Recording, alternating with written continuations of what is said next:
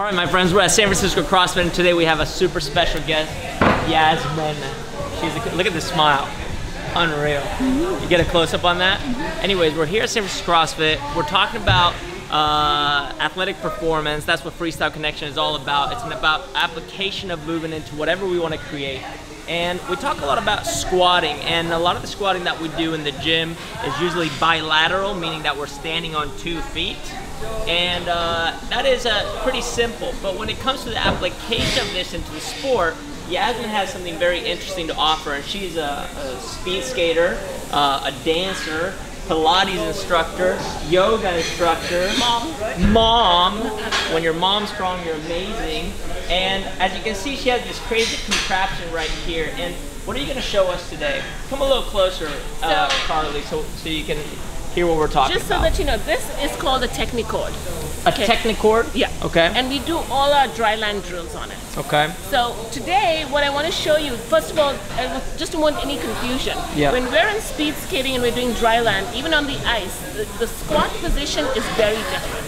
Okay. So the squat position for us, you're still engaging your abdominals, but it's a global flexion of the body. So you got to stay rounded as much as you can, including the shoulders, and you're in this low squat position, and your knees have to be forward. So this is ideally, this is my skating position here. Now, if I'm not holding my abs, you have a problem, right? So in everything, you're going to keep those abdominals right, because that's my only stability point. My glutes are engaged as much as I can. And then that is our speed skating position, knees front there. Awesome. So let me interrupt you just for a second.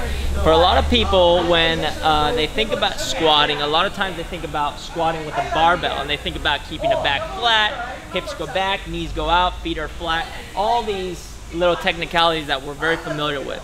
But when it comes to application into sport, a lot of times that style of squatting has to be molded. So in this case, what we're seeing with Yasmen, we're seeing that the hips are back. We like that. That's a good thing. That means that our main power generator is going right in the hips. It's on. We have access to the hamstring, we have access to the quad. Now, the knees may be forward a little bit, but that makes sense because where are you going?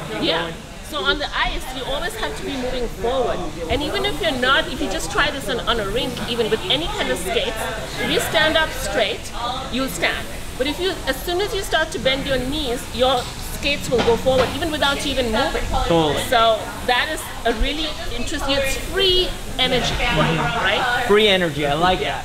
I'm all about cheating when it comes to movement. Yeah. The easiest movement, the better. So in terms of the knees forward, what are we looking at? We're already looking at transferring over our center of mass forward. So it's almost like we're falling. If you've heard anything about pose methodology, falling is the way we create movement. We displace our center of mass in relationship to our base support. Now the other thing we saw was that rounded back. Yeah. Because she's not carrying any load, the rounded back is great. Why do you guys have a rounded back? We keep it because you can get really tight. It's more efficient for speed because when you're fighting G's also, you don't want to open out. So the tighter and more compact you can stay in speed skating, and the lower you can stay, the faster you're going to go. So closer to the midline. Yeah. And then if you show us that squat again, you had that squat and then you got into your skating position. Come from the side. I just want you guys to see something here. Okay, so I'm going to get into the squat. So even before I get in, just like we do in CrossFit or anything you want to do, is you engage the abdominals first. Abdominals engage. Then I'm going to round my back, round my shoulders, come back into my squat position. I'm not forward yet.